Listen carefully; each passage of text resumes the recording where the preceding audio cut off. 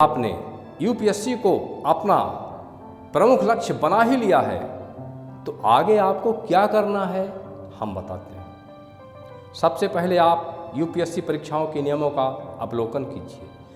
Form कब भरना है यह मायने नहीं रखता, बल्कि मायने यह रखता है कि आपकी तैयारी कब अच्छी हो जाएगी। ऐसा भी नहीं है कि आप फॉर्म अप्लाई नहीं करेंगे, आप हर वर्ष फॉर्म अप्लाई कीजिए, समय पर परीक्षा दे दीजिए, परंतु आप जब असफल होइए तब परेशान ना होइए। अपने अंदर यह मानसिकता बनाकर रखिए कि जिस दिन आपकी तैयारी अच्छी हो जाएगी उस दिन आपको सफलता मिल जाएगी। रूल्स रेगुलेशन देखते समय आपको इन बातों पर विशेष गौर करना है।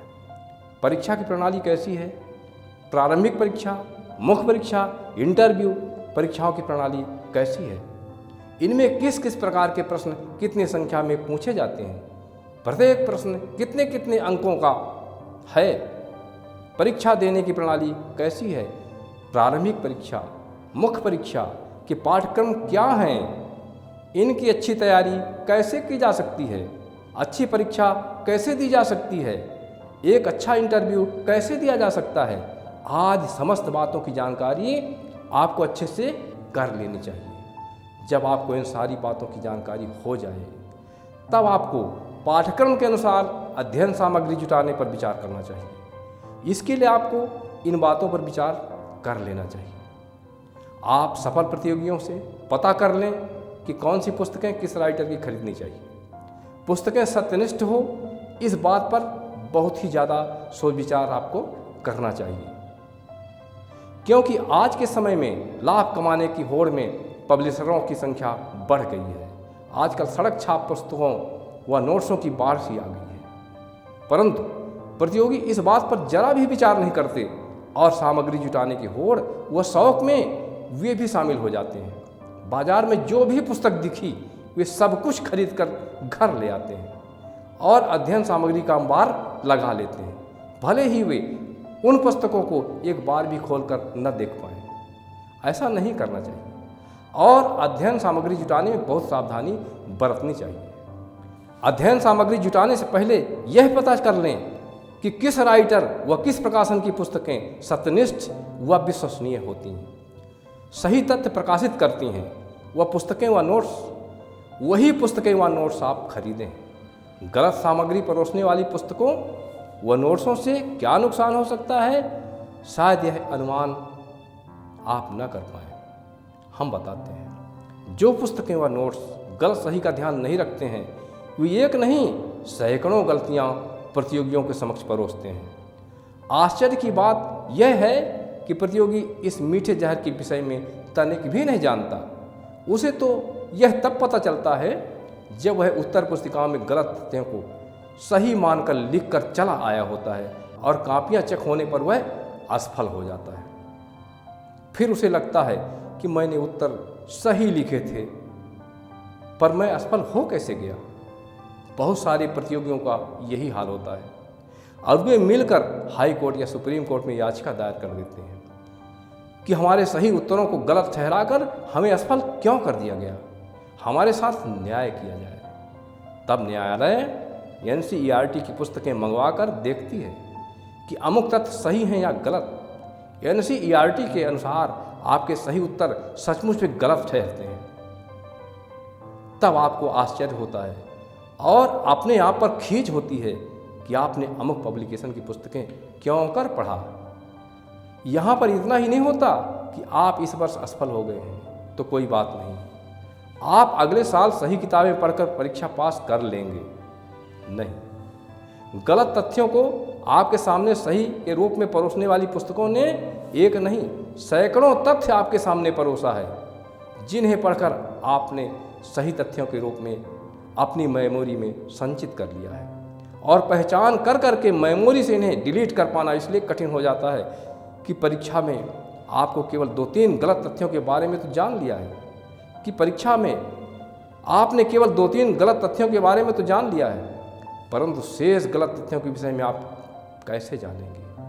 और जब आप उन्हें गलत के रूप में जान ही नहीं पाएंगे तो डिलीट कैसे करेंगे। यानी साफ है कि आप पूरे गलत तथ्यों को पहचान करके अपनी मेमोरी से डिलीट नहीं कर पाएंगे और वे गलत तथ्य हमेशा हमेशा आपके जीवन के साथ प्रतिघात करते रहेंगे। तो दोस्तों, अविश्वसनीय प्रकाशनों की पुस्तकें या नोट्स पढ़ने से बहुत ही बड़ा नुकसान है। अब आगे की पढ़ाई में आपके समक्ष यह कठिनाई आएगी कि कौन गलत कौन सही, किसे पढ़ें किसे ना पढ़ें। और समस्या तो यह है कि अब किस प्रकाशन की पुस्तकें पढ़ें जिससे आपको सही तथ्य प्राप्त हो। परेशान होने की कोई बात नहीं, हम समस्या का समाधान कर देते हैं। और अब हम चर्चा करने जा रहे हैं कौन सी किताबें पढ़ें। दोस्तों, आप सभी जानते हैं कि यूपीएससी के पाठ्यक्रम को लगभग एकीकृत कर दिया गया है। सभी प्रतियोगियों के लिए समान पाठ्यक्रम लागू कर दिया गया है। सिर्फ एक विषय के 2 प्रश्न पत्रों को वैकल्पिक विषय के रूप में आयोग ने प्रतियोगियों की इच्छा पर छोड़ रखा है, जिसे वैकल्पिक रूप में आप चयनित कर सकते हैं। ज़्यादातर राज्य सिविल सेवा के पाठ्यक्रम पूर्ण रूप से एकीकृत हो चुके हैं। कोई बात नहीं, यह एक अलग बात होगी। अभी हम मुद्दे पर आते हैं। दोस्तों, एक ज़माना था जब अंग्रेजी सरकार का हमारे देश में कब्जा था। उस समय अंग्रेजी सरकार को कंपनियों आदि में कार्य करने व राजकाज में काम करने के लिए अधिक संख्या में क्लर्कों की आवश्यकता होती थी। क्लर्क इंग्लैंड से बुला पाना अंग्रेज सरकार के लिए कठिन था और उन्होंने भारत में ही सस्ते क्लर्क तैयार करने के लिए अंग्रेजी शिक्षा का प्रारंभ किया था। पाठ्यक्रमों में अपने मतलब और काम की बातें पढ़ाई जाती थी। आज भी जब हम स्वतंत्र हैं वो ऐसा ही होता है। अब भी हमारी सरकार अपने नागरिकों को काम की बातें ही पढ़ाती लिखाती है। देश की शिक्षा दीक्षा में किन किन बातों को रखा जाए, किन बातों को नहीं, इसके लिए हमारी सरकार ने एक राष्ट्रीय संस्था का निर्माण किया है, जिसका नाम हिंदी में है राष्ट्रीय शैक्षिक अनुसंधान एवं प्रशिक्षण परिषद। अंग्रेजी में उसी को कहते हैं NCERT। इस परिषद में बहुत ही प्रतिभाशाली उच्च स्तर के विद्वान शामिल होते हैं, जो समकालीन, सामयिक व निकट दीर्घकालीन आवश्यकताओं को ध्यान में रखते हुए राष्ट्रीय पाठ्यक्रम बनाते हैं। एकीकृत शिक्षा नीति के कारण यह पाठ्यक्रम पूरे देश में लागू होता है।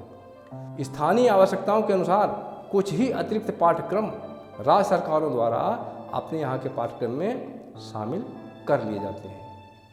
कक्षा 1 से लेकर कक्षा 12वीं तक आवश्यकता अनुसार सारे पाठ्यक्रमों को पढ़ा दिया जाता है। स्नातक कक्षाओं में इन्हीं बातों का विस्तार पढ़ाया जाता है। अब बारी आती है प्रतियोगी परीक्षाओं में प्रश्न पूछने की। दोस्तों, प्रश्न वही पूछा जाता है जो सरकार ने आपको पूर्व में पढ़ा रखा है या अब वह पढ़ा रही है। क्या NCERT की पुस्तकों से सारे प्रश्न पूछे जाते हैं। इसके अतिरिक्त समसामयिक मुद्दों से प्रेरित प्रश्न पूछे जाते हैं। हमारे कथन के आशय को शायद आप समझ गए होंगे। कहना यह चाहिए कि आपको NCERT की सारी पुस्तकें पढ़नी चाहिए। दोस्तों, जो भी प्रश्न UPSC, BCS की परीक्षाओं में पूछे जाते हैं वे सभी NCERT की पुस्तकों से ही पूछे जाते हैं या इन प्रश्नों के सारे उत्तर NCERT की पुस्तकों में मिल जाया करते हैं। और जब आपके सही या गलत प्रश्नों का परीक्षण माननीय न्यायालय करते हैं तो वे NCERT की पुस्तकों को ही आधार मानते हैं। इसलिए आवश्यक है कि कहीं आप कक्षा 12वीं तक की NCERT की पुस्तकों का अध्ययन अच्छी तरह से कर लीजिए। साथ ही साथ करंट अफेयर को अच्छी तरह से तैयार कर लीजिए। ध्यान रखिएगा, वर्तमान में करंट अफेयर से बहुत सारे प्रश्न पूछे जाते हैं। कुछ प्रश्न तो प्रत्यक्ष रूप से करंट अफेयर से संबंधित होते हैं, परंतु बहुत सारे विषयगत प्रश्न भी करंट अफेयर से प्रेरित होकर पूछे जाते हैं, भले ही वे आपको विषयगत प्रश्न लगते हों। NCERT की पुस्तकों से तथ्य निकाल कर आप अपना स्वयं के नोट्स तैयार कर लीजिए। यदि आपको नोट्स बनाने में कठिनाई महसूस हो तो कुछ प्रकाशन ऐसे नोट्स या पुस्तकें तैयार कर रही हैं जो पूर्णतः एनसीईआरटी की पुस्तकों से तथ्य संग्रह करके तैयार किए जाते हैं। आप ऐसे विश्वसनीय पब्लिकेशन की पुस्तकें खरीद सकते हैं। कुछ पब्लिकेशन ऐसे होते हैं जो कहीं से भी गलत सही तथ्यों का संग्रह करके पुस्तकें तैयार कर लेते हैं और बेचते रहते हैं। इनकी पुस्तकें पढ़ने से आप जरूर बचें। क्यों बचें, हम यह पहले ही बता चुके हैं। तो आपको बड़ी सावधानी से गलतियों से बचाव करना चाहिए। आगे हम आपको निरंतर बहुत ही उपयोगी बातें बताएंगे। आप हमारे चैनल को सब्सक्राइब, लाइक व शेयर जरूर कीजिए। हमें कमेंट जरूर लिखिए। यही एक आधार है कि हमारे वीडियो आप तक लगातार पहुंचते रहेंगे। यदि आप हमारा मनोबल बढ़ाएंगे तो हम आपकी हमेशा मदद करेंगे।